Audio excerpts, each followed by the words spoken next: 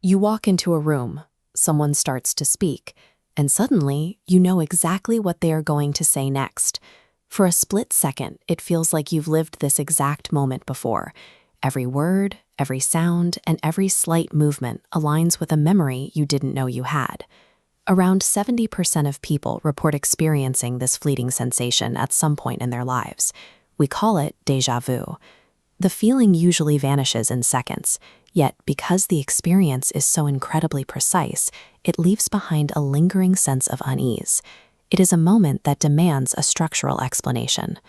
Modern neuroscience views déjà vu as a byproduct of how our brains synchronize sensory input with memory.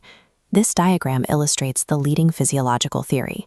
Incoming sensory data, your short-term memory, occasionally routes directly into long-term storage due to a delay in the rhinal cortex. Your brain flags the present moment as a past experience because it is retrieving the data from the wrong folder. While this explains the feeling of familiarity, researchers still struggle to account for predictive episodes.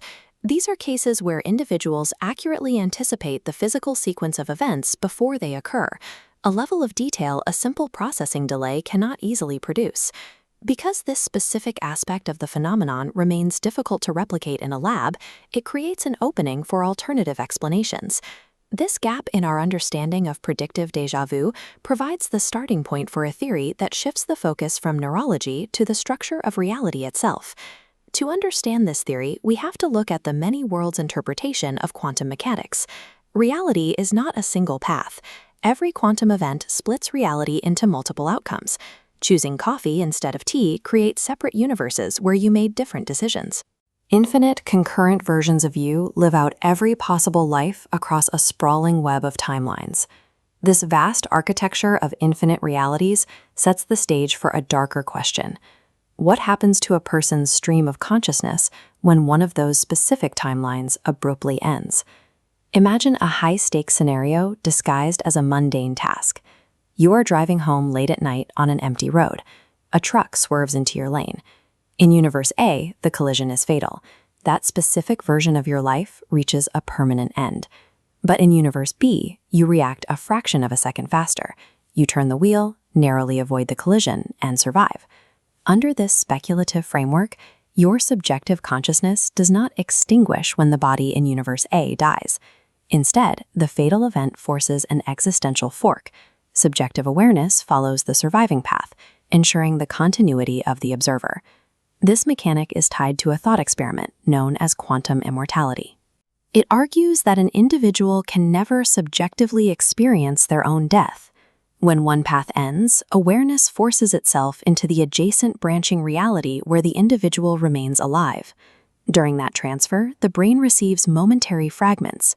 Memories from the terminated timeline lead over into your current awareness. These echoes of a dead reality, the memories of an event that no longer belongs to you, form the sensation we call déjà vu. In this context, déjà vu serves as a neurological receipt, a fragment of a life that ended in an adjacent reality. Across the internet, thousands of people have shared anecdotes that align with this concept.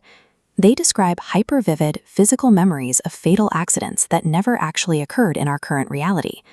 Many recall the visceral pain of an impact, followed by a sudden snapping back into a safe, uninterrupted reality where the accident never took place. Mainstream psychologists attribute these accounts to acute stress, sleep paralysis, and the way the brain reconstructs memories under pressure. Quantum immortality remains a philosophical thought experiment.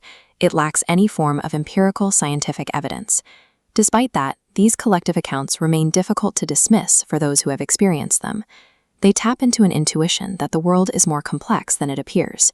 We are left with two possible ways to view déjà vu.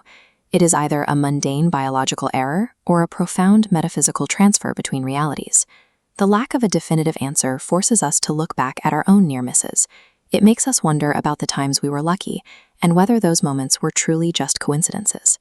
The next time you feel that sudden, overwhelming rush of familiarity, take a moment to observe your surroundings.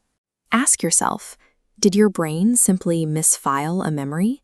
Or did another version of you fail to survive the last few seconds? Some mysteries retain their power because the speculative questions they ask are far more terrifying than the accepted scientific answers.